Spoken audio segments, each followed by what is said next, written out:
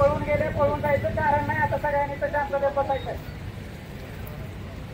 आम्ही तुम्हाला कालही सांगितलं होतं, परवाही सांगितलं होतं, परंतु आपल्याकडून कुठल्याही पद्धतीचं सहकार्य झालं नाही. परंतु तरीही आता यावेळी मी तुम्हाला विनंती करतोय की कुणीही कायदा सुव्यवस्था हातात घ्यायची नाहीये. गणेश बिरादार तसेच दौंड पोलीस बापूराव धडस यांनी सर्व जमाव शांत केलेला आहे.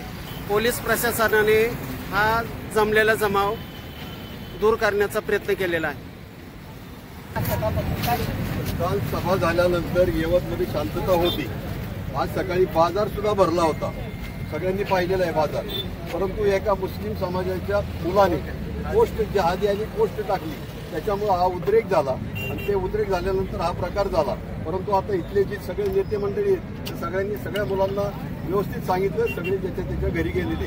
आता शांतता राहील. आता माझं असं एक म्हणणं आहे की आमच्या समाजाची जी ज्येष्ठ मंडळी आणि त्या मुस्लिम समाजाची ज्येष्ठ मंडळी यांनी एकत्र बैठक घेऊन सुरुवात म्हणजे त्या मुलांनी पोस्ट टाकली. पोस्ट टाकल्यानंतर हा उद्रेक झाला. त्याच्यानंतर लोकांनी त्याचं घर सोडलं. काही जाळपोळ म्हणजे अनधिकृत ज्या मशिदी आहेत त्या मशिदी पाळल्या. गावातल्या मशिदीला आम्ही जे पूर्वीपासूनची मशिदी आहे तिला कुणीही हात लावला नाही. ज्या अनधिकृत मशिदी होत्या त्या मशिदीवर दगडफेक केली पोरांनी. काय सांगा, काय कशा पद्धतीने हा हल्ला म्हणजे ही जी आता अशी परिस्थिती निर्माण झाली, त्या परिस्थितीला पुरेपूर बाहेरून आलेला मुस्लिम समाज सकाळी एका मुस्लिम समाजाच्या मुलानं एक पोस्ट टाकली काहीतरी हिंदू धर्माबद्दल. त्याच्यामुळे हा उद्रेक झाला. तरुण गोळा झाल्यानंतर ज्या काय अनधिकृत मशिदी होत्या त्या पाडल्या गेल्या आणि बाकी इतर स्थानिक मुस्लिम समाज पण होता त्याचं घर वगैरे पाडायला. पण नंतर काय झालं, खूप हाताबाहेर गेलं परिस्थिती. त्याच्यामुळे बाकीच्या अनधिकृत मशिदी पाडल्या गेल्या. बाकीचे इथले स्थानिक मुसलमान वगैरे आणि त्या काही पहिले मूळ मशिदी वगैरे यांना काही तुम्ही तिथं पोचवलेली नाही. आणि आता दोन्ही समाजाकडनं शांततेचं आवाहन केल्यामुळे बऱ्यापैकी शांत आहे. म्हणजे परिस्थिती बऱ्यापैकी शांत आहे. काय सांगाल, आज एकत्रित समाजात कशा पद्धतीचं काय गेल्या 25 तारखेला मानवी समाजाच्या तरुणांनी शिवाजी महाराजांच्या मूर्तीची विटंबना केली. त्याच्या विटंबनाच्या निषेधार्थ गावातील सर्व हिंदू समाजाने त्याचा निषेध अगदी 2 दिवस सकाळी पण आणि संध्याकाळी पण निषेध सभा घेऊन गेला व त्या निषेध मोर्चाच्या निषेध करण्यासाठी कालच्याला भाजपचे आमदार गोपीचंद पडळकर व संग्रामदादा जगताप यांची सभा झाली. त्या सभेच्या अनुषंगाने आज सकाळी, आज शुक्रवार असल्यामुळे बाजार भरला होता. चांगल्या दर आठवड्याला भरतो त्याप्रमाणे भरला होता. तरी पण आज सकाळी तरुणांच्या लक्षात आलं की बाबा मुस्लिम समाजाच्या तरुणाने हिंदू समाजाच्या विरोधात काहीतरी पोस्ट टाकली. ते कळतात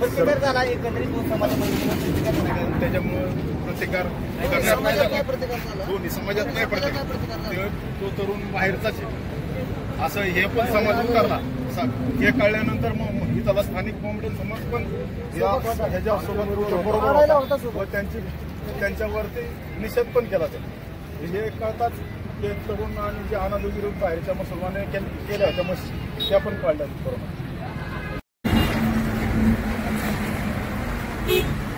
विज्युअल गेली.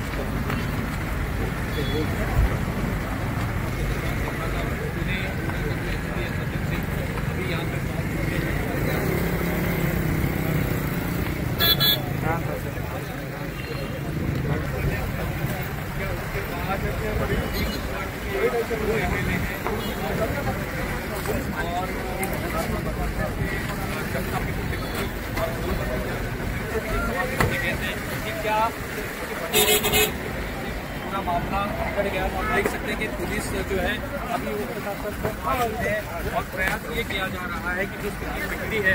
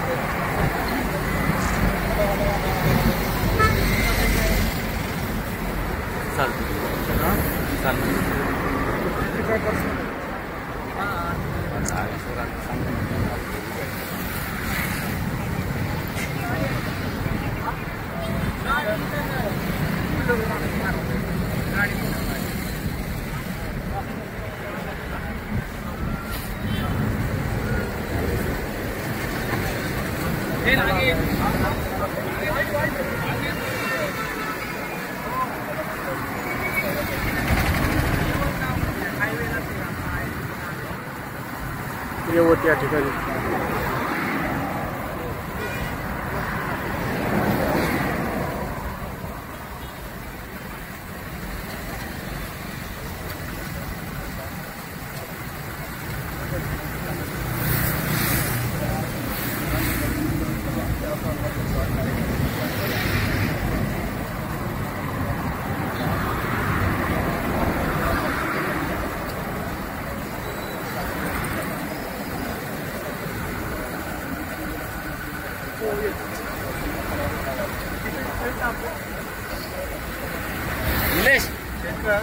निलेश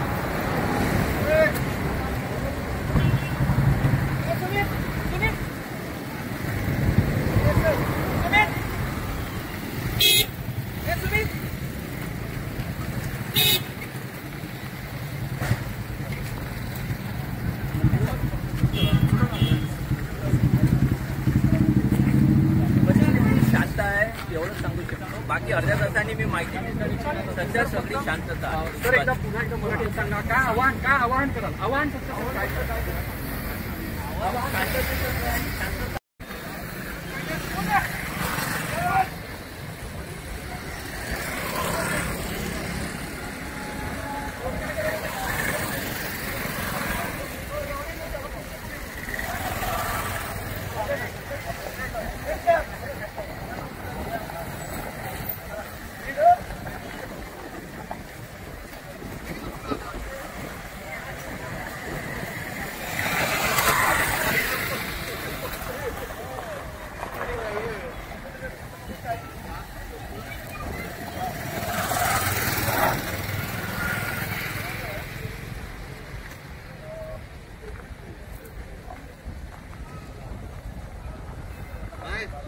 यवत पोलीस स्टेशनचे पोलीस निरीक्षक नारायण देशमुख हे गावात शांतता राखण्यासाठी कायदा